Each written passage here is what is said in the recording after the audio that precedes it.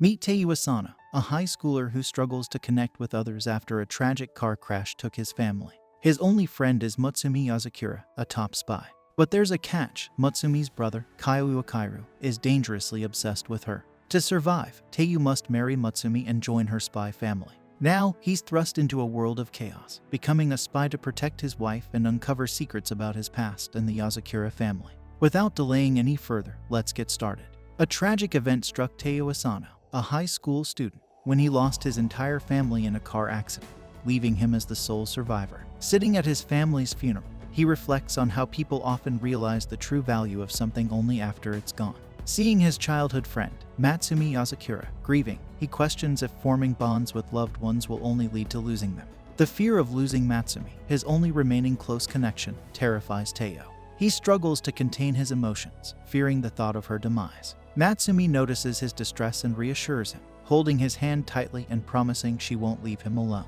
After the accident, Teiyu becomes withdrawn from his classmates, preferring solitude and feeling uneasy in their presence. Despite repeated invitations to join them for activities like soccer practice or karaoke, he declines each time, resembling someone playing hard to get. Despite his friends' efforts to include him, Teiyu remains distant, visibly distressed and on the brink of collapse. Realizing Teiyu's distress, his friends reluctantly back off, aware that pushing him further could worsen his condition. Determined to help him, they decide to try again another day, hoping to eventually bring him back into their social circle. Teiyu feels guilty for declining his friends' invitations because he doesn't dislike them at all. Actually, he's happy they asked him, but he has his own reasons for saying no. Just then, Matsumi arrives and asks Teiyu if he rejected his friends again. Surprisingly, Teiyu can easily talk to her without experiencing panic attacks. Since Teiyu is always busy with work, he doesn't have time to make his own meals. So, Matsumi often prepares his lunch and delivers it, making sure he doesn't skip his veggies. She expresses concern for Teiyu's situation and his lack of adherence to social norms, like any caring mother would. Teiyu is quick to remind her that she shouldn't talk like that, as she also rejected a boy despite his intelligence, good looks, and position as the soccer team captain. Matsumi brushes off Teiyu's remark and advises him to move on, as it would sadden their parents watching from heaven. She offers him an egg roll from the lunchbox, but before Teiyu can eat it, their teacher, Hirakawa, interrupts, praising the taste of the food with excessive enthusiasm. Matsumi appears irritated and questions why Hirakawa is present when he was supposed to be away for an overseas lecture. Hirakawa responds arrogantly, stating that he rescheduled his plans because he missed Matsumi's cooking so much, deciding to return home early. His behavior comes across as domineering. He continues, complimenting Matsumi's white hair streak and expressing a desire to touch her cheek. Matsumi threatens to report him for harassment, causing him to cease his inappropriate remarks momentarily. However, he remains smug and shifts his attention to Teiyu, instructing him to meet in his office after school. This request makes Teiyu nervous, but Matsumi remains silent. Once school ends, Teiyu heads to the vice principal's office, where he finds himself in a very awkward situation with Hirakawa. Hirakawa doesn't seem to understand personal boundaries, which makes Teiyu uncomfortable. To make matters worse, Hirakawa shows Teiyu his secret collection of photos of Matsumi on his phone, including some questionable ones. Teiyu feels disgusted by Hirakawa's behavior and considers reporting him. Teiyu's discomfort escalates when Hirakawa starts showing him childhood photos of Matsumi. Teiyu wonders how Hirakawa got hold of these pictures. Hirakawa claims he's been protecting Matsumi from unwanted attention, citing an incident where he intervened in a confession from a third-year student. However, Teiyu realizes that Hirakawa's idea of protection involves violence. As expected, Hirakawa becomes hostile towards Teiyu out of jealousy towards his friendship with Matsumi. Teiyu, feeling trapped, worries for Matsumi's safety until he realizes that Hirakawa refers to her as his kid sister. Just as Teiyu fears for his safety, a silver-haired woman dressed like a doll suddenly appears at the window and rescues him using blinding lights. When Teiyu opens his eyes, he sees several unfamiliar faces looking at him. Matsumi is the first to greet him, but Teiyu feels disoriented and doesn't recognize the people or the place. He panics and moves away from them, asking who they are. Matsumi calmly explains that they are her siblings. The silver-haired woman who rescued Teiyu is Matsumi's elder sister, Futaba. Futaba introduces her other siblings, Shinzo, who is skilled with technology, Shin, a professional gamer, Kengo, known for being cool, Nano, who is very shy but incredibly smart, and their guard dog, Goliath, who looks like a black cat. She reveals that they are a family of spies, a secret she had to keep hidden for over 10 years, and now feels relieved to share. However, Teo feels overwhelmed by this revelation. He had believed Mutsumi's family were just ordinary greengrocers, dealing with vegetables like eggplants and radishes, not guns and intelligence. Teo thinks Mutsumi is playing a prank on him and decides to test it by picking up one of Shinzo's guns and pretending to fire it, only to frighten himself even more. As freelance spies, their reputation is quite good. Their eldest brother, Kawakero, who turns out to be Hirakawa, is highly respected among spies and plays a crucial role in boosting their family's reputation. Despite his perverted behavior, Kawakero is incredibly skilled in combat and intelligence, making him the top spy in their family. However, Teo is confused and asks why he was targeted by Kawakero. The family explains that they received a tip indicating that Mutsumi's life was in danger, as someone was planning to harm her. Futaba reveals that years ago, Mutsumi was seriously injured in an incident involving Kawakero. The white streak in Mutsumi's hair is a reminder of the stress from that accident. Since then, Kawakero has been plagued by guilt and developed an abnormal obsession with Mutsumi. This is why he changed his name and took a job at her school to keep a close watch on her. His obsession leads him to interfere in every aspect of Mutsumi's life, despite being a monster who protects her and has tolerated Teo despite his hatred for him. Now that he has received the tip, Kawakero has more than enough reason to target Teo. Futaba apologizes to Teo for her brother's behavior. Suddenly, the alarm blares, indicating that Kawakero has returned home. The siblings assure Teo that he is safest with them, as they have set traps from the entrance to the living room where they are gathered. Despite their preparations, they acknowledge the risks: a 30% chance of success, a 42% chance of one of them needing 6 months to recover, and a 25% chance of the house burning down. Seeing Teo hesitate, Futaba reveals the only way he can survive is by marrying Matsumi. According to the peace treaty within their family, no member is allowed to harm another. To formalize the marriage, they must exchange the family's cherry blossom ring, worn by every member. The ring is divided into 2 bands, and once one gives their half to their spouse, the marriage becomes official. This action would protect Teo from Kawakero's anger and potentially help Kawakero move past his obsession with his sister. Teo struggles with the decision, so Matsumi steps in and declines, citing Teo's recent loss and ongoing struggle to rebuild his life. She believes it would be unfair to casually ask him to join their family. Futaba apologizes for her insensitivity, and they prepare to handle the situation when Kawakero unexpectedly arrives and complains about feeling left out. Everyone tenses up as they didn't notice his approach. Futaba warns him to stay away from Teo, but Kawakero declares war, vowing not to relent until Teo is proven innocent. Fed up, Futaba grabs Kawakero by his tie and slams him onto the couch. Despite Nanao and Shinzo's attempts to overpower him, Kawakero proves too strong. He threatens to destroy the house unless they hand over Teo, wielding his weapon, Steel Spider. Kengo quickly escorts Teo and Matsumi to safety. As Futaba engages Kawakero in battle, he quickly ensnares her with Steel Spider. Shin attempts to stall him with gaming attacks and projectiles, giving Kengo and Matsumi time to escape to a hidden chamber. Before closing the door, Matsumi smiles and assures him that she will not leave. Kawakero soon arrives and sees through Matsumi's disguise, reminding her she needs to work on her technique. Teo watches everything from his hidden chamber, feeling helpless. Matsumi tries to persuade Kawakero to give up his aggression, and he agrees not to harm Teo. However, he demands Matsumi stay in the house to avoid trouble, forbidding her from using the internet, returning to school, seeing friends, or pursuing romance. He aims to restrict her freedom to keep her safe, which Matsumi reluctantly accepts. As Kawakero approaches for a hug, Matsumi's blade pierces his flesh, but he remains unfazed. Matsumi agrees to his terms, prompting Teo to intervene and demand Kawakero release her. However, Kawakero ignores him. Teo understands Kawakero's fear of losing a loved one but realizes it shouldn't lead to that loved one fearing him the most. He suggests they proceed with the first plan Futaba proposed, trusting Matsumi's promise not to leave. Matsumi agrees and throws the upper band of her ring toward Teo, but Kawakero intercepts it with his threads. Despite Teo's hand getting cut as he grabs the ring, he's determined to protect Matsumi. Teo pledges to safeguard her, and calls Kawakero bro as he wears the bloodied ring. Matsumi rushes to hug Teo, and her siblings arrive to celebrate their union. Futaba taunts a stunned Kawakero, indicating that it's now his turn to teach Teo how to protect Matsumi. Now known by his last name Yozakura, everyone addresses him by his first name, Teo. After the eventful evening, Teo is eager to return home and get some sleep. Matsubai expresses concern about him heading home alone, but Teo reassures her he'll be fine. However, he's worried about Kyo, who has lost all color in his body. Futaba assures him that Kyo is okay.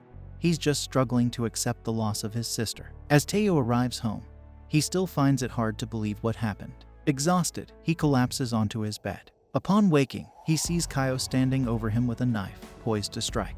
Acting on reflex, Teo dodges, impressing Kyo. However, Teo questions why Kyo is in his room so early and why he's armed with a knife. Kyo brushes off Teo's concerns, claiming he's there to give Teo the traditional Yozakura family wake-up call, although Teo finds morning calls usually less lethal. Kyo defends his actions by stating that a spy must always be prepared to handle threats, teaching Teo to be vigilant. But the next part is purely for revenge. Meanwhile, downstairs, Mutsumi is happily preparing a bento box for Teo when she hears his voice. She goes upstairs to greet him, only to find him being manipulated by Kyo. Confused, Mutsumi asks what's happening. Kyo explains they're just engaging in some morning exercise. Unimpressed, Mutsumi doesn't appreciate Kyo's actions, causing him to relent temporarily. However, Kyo interrupts, indicating they're running out of time.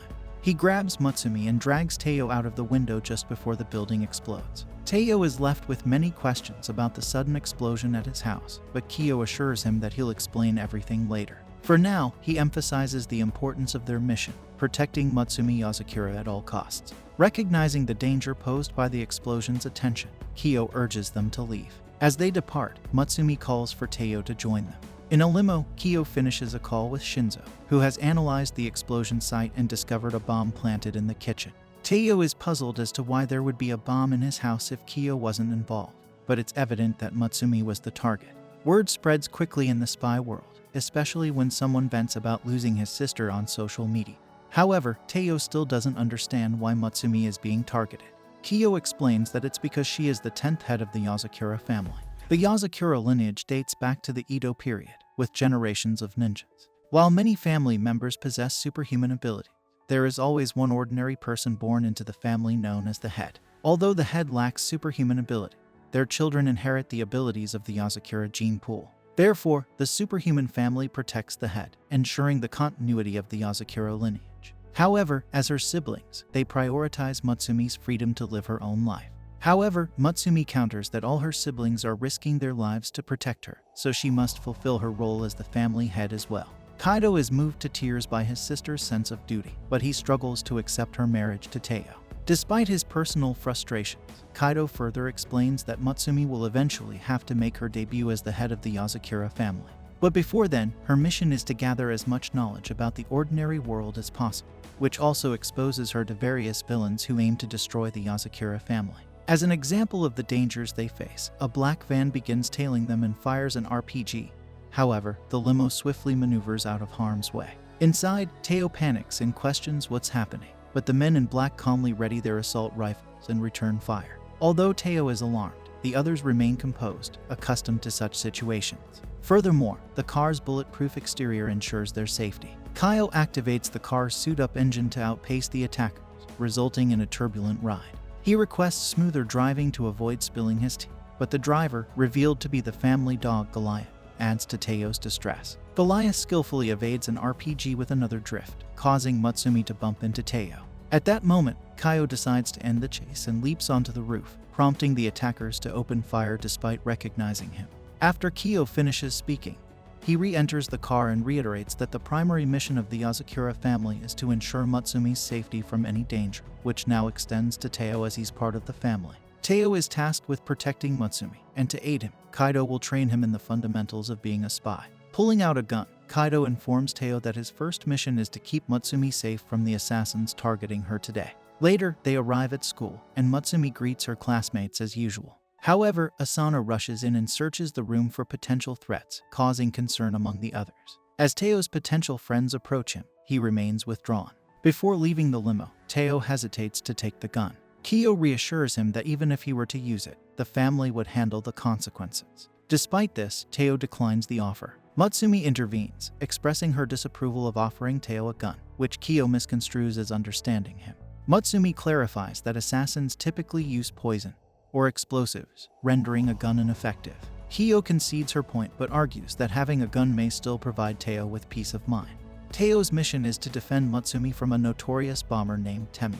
Despite having collaborated with Temiya in the past, Kiyo emphasizes the lack of loyalty among spies, warning Teo to trust no one.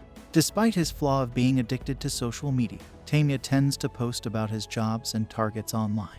Kiyo would have preferred to accompany Teo, but he has hostages to rescue, so he advises Teo to remain vigilant because Temiya is known for his twisted methods. Temiya typically starts with minor bombs to lower one's guard before deploying his more potent specialty bombs. Meanwhile, Teo searches the classroom but finds nothing suspicious. However, he realizes that Mutsumi may still be in danger as Temiya could have already infiltrated the school.